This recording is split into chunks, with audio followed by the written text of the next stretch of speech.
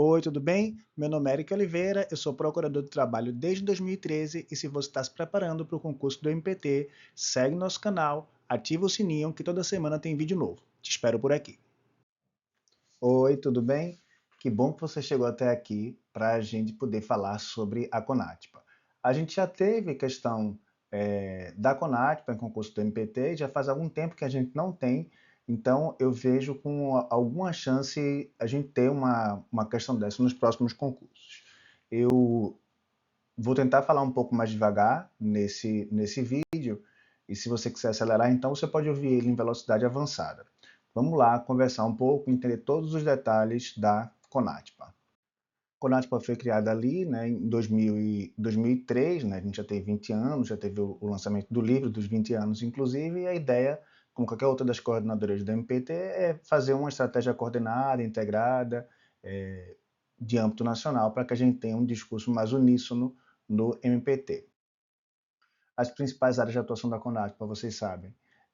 Meio ambiente do trabalho é um tema que é muito relevante para a gente, meio ambiente do trabalho no trabalho portuário, então a gente vai ter também essa questão da democratização do acesso a oportunidades, especialmente do trabalhador avulso, as ideias de multifuncionalidade de escala rodiziária, a gente vai comentar sobre tudo isso ao longo do curso.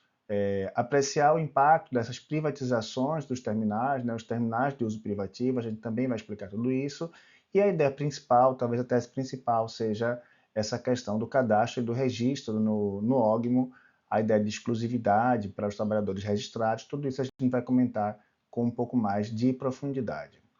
E nessa aula inaugural, vamos falar um pouco sobre as normas que são mais importantes nesse tema, né? Então, na Constituição, a gente vai ter o artigo 7º, inciso 34, que equipara os direitos entre os trabalhadores com vínculo empregatício permanente e os trabalhadores avulsos, estabelecendo igualdade de tratamento para ambas as categorias. Além disso, nas normas nacionais, importantíssima, a nova Lei dos Portos, né, que revogou a 8.630, a gente vai estudar essa lei com profundidade. A Lei 4.860, que trata do adicional de risco de trabalho portuário, a gente também vai comentar um pouco mais sobre isso. A Lei 9719, né, que fala sobre o trabalhador avulso, requisição de mão de obra ao órgão, e a Lei 12.023, que trata sobre a movimentação de mercadorias do trabalhador avulso não portuário, chamados chapas, nesses terminais de áreas urbanas ou rurais. Além disso, a gente vai ter a LESTA, né? A Lei 9537 de 98, que é a Lei de Segurança de Tráfego Aquaviário, que fala ali sobre segurança na navegação de águas sob jurisdição nacional, estabelecendo normas sobre a habilitação de aquaviários e amadores. A Lei 7.064, que trata dos trabalhadores contratados para prestar serviços no exterior, e a Lei 13.445, que revogou o antigo Estatuto do Estrangeiro e novamente regulamentou por completo a matéria dos migrantes. No âmbito infralegal, podemos citar a NR 34, que fala de segurança em estaleiros navais, né, na indústria de construção e reparação naval, a NR 33, que fala sobre espaços confinados, um tema bem importante no trabalho aquaviário, e a 29, que fala de saúde e segurança no trabalho portuário, o que dialoga ali com a Convenção 152 da OIT e o artigo 40 da Lei 12.815, que os dois tratam sobre a definição do que são trabalhos portuários. Além da Convenção 152 da OIT, que a gente já comentou, também se aplica a matéria à Convenção número 137, né, que trata sobre as repercussões sociais dos novos métodos de processamento de cargas, né? Então, um tema que foi muito discutido ali na época de 70, com a revolução dos contêineres e outras coisas, a diminuição de pessoas trabalhando no porto, e a Convenção número 28, um pouco mais antiga, que estabelece normas fundamentais. Mas as duas essenciais, citando uma questão dessas, são realmente a 137 e a 152. A gente vai ter outras convenções aqui, né, que também tratam sobre o assunto, mas aí já não são aquelas de menção obrigatória, né? Eu coloquei aqui só para vocês terem conhecimento. Então, a Convenção 147 sobre marinha mercante, a 178 sobre condições de vida e trabalho no navio, esse aqui tem um pouquinho mais de importância, a Convenção 92 sobre alojamento, e essas outras convenções todas aqui sobre continuidade do emprego, sobre férias. As convenções de trabalho marítimo são muito espalhadas, né? Elas são muitas, então por isso que elas ficam tão espalhadas. Mais aqui algumas convenções, né? Também que são convenções ali relevantes, mas não essenciais, outras relacionadas à pesca também, algumas delas a gente vai voltar a falar ao longo do curso. Aqui é só um apontamento inicial, né? Essa aula introdutória é só para a gente conhecer mais o que é que a gente vai trabalhar ao longo do curso. As convenções internacionais, essas aqui são realmente muitíssimo importantes, né? A STCW, né? Tá com a sigla em inglês, né? Que é Standards of Training, Certification and Watchkeeping for Seafarers. Então, é a norma que estabelece padrões internacionais de formação, certificação e serviço de quarto para os marítimos. Essa aqui é uma que tem bastante importância, né? Adotada pela Organização Marítima Internacional em 78. E a mais importante de todas no âmbito internacional, a MLC, chamada CTM também, né, Convenção do Trabalho Marítimo, que consolida 60 convenções e recomendações da OIT desde 1920 e é conhecida como o quarto pilar da regulação internacional, junto com essa que falamos aqui em cima, né, a STCW, a SOLAS e a MARPOL. Algumas dessas a gente vai voltar a comentar ao longo do curso, as partes mais importantes. Aqui também nessa aula inicial, quero comentar com vocês o tema 222 do STF, que trata sobre se o adicional de risco de 40% previsto no artigo 14 da Lei 4.860 paga aos trabalhadores portuários permanentes da administração dos portos, deveria ser paga também aos portuários avulsos, né? O debate era se caberia só aos permanentes ou também em relação aos avulsos. O ministro Edson Fachin fundamentou a decisão no princípio da isonomia constitucional, né, no artigo 7º 34, que a gente viu no começo dessa aula, e no voto o ministro destacou que se há pagamento para o trabalhador com vínculo laboral em condições adversas, essa previsão também deve ser estendida aos trabalhadores portuários. E a tese ficou, sempre que for pago ao trabalhador com vínculo permanente, o adicional de risco é devido, nos mesmos modos ao trabalhador portuário avulso. Essa decisão se baseou, mais uma vez, no princípio da igualdade substancial e igualdade material.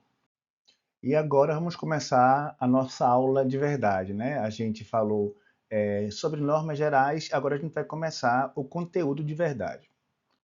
Vamos descobrir quem é quem no porto, a gente vai apresentar cada figura que tem ali no porto. O primeiro que a gente vai falar é o ógmo, né? O ógmo já estava previsto na Lei 8.630 de 93, que era conhecida como a Lei de Modernização dos Portos, né? Que já não estava mais tão moderna assim, tanto é que foi atualizada e faz parte dos 4 pilares básicos que reformaram o modelo portuário brasileiro.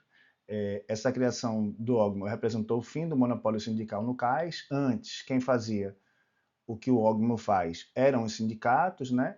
E isso aconteceu em virtude desse processo de privatização dos serviços portuários. A gente também vai falar sobre isso com um pouco mais de profundidade, como é que era antes, porque o modelo anterior influencia demais o modelo que a gente tem hoje. Sem entender como é que funcionava antes, você não vai entender como é que funciona agora. Ali em 2013, a gente teve a publicação da Lei 2.815, né, que revogou essa lei de modernização dos portos, com o objetivo de melhorar o ambiente regulatório e atrair investimentos privados.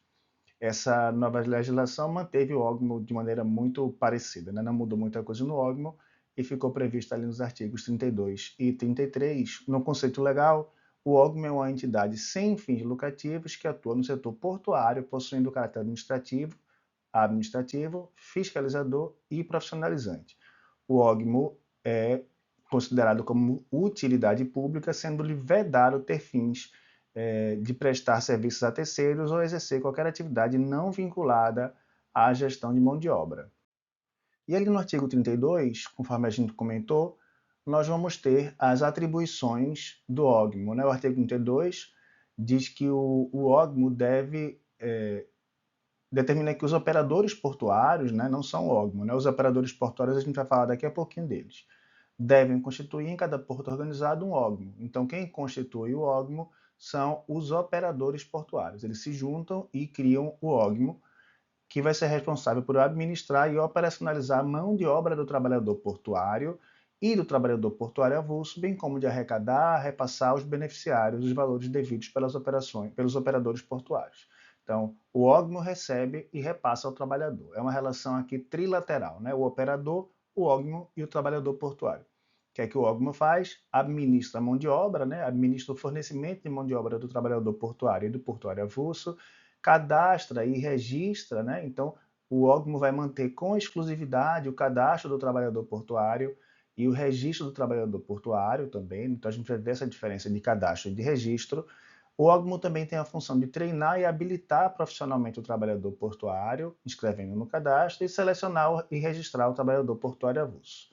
O ingresso no sistema de OGMO deve ocorrer mediante processo seletivo público, ou seja, é um processo seletivo, não é mesmo um concurso, mas um processo seletivo, não pode ter favorecimentos, observando os princípios da publicidade, impessoalidade e igualdade de condições. Não é um concurso, como eu disse, nos modelos previstos ali no artigo 37 da Constituição, porque o OGMO é uma entidade privada, não é um concurso público, né? Não é uma entidade pública, é uma entidade privada sem fins lucrativos e os trabalhadores avulsos não são servidores públicos, por isso que não dá para chamar exatamente de concurso público, mas esse processo tem que garantir transparência, critérios objetivos.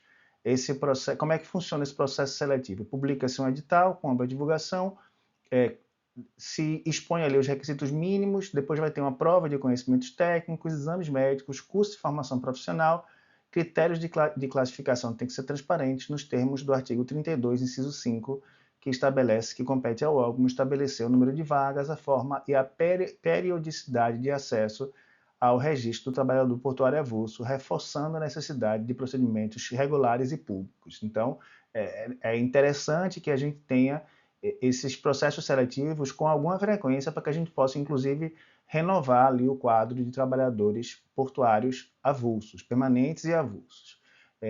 A gente vai encerrar essa aula e a gente começa a próxima aula a partir daqui do OGMO. Até já.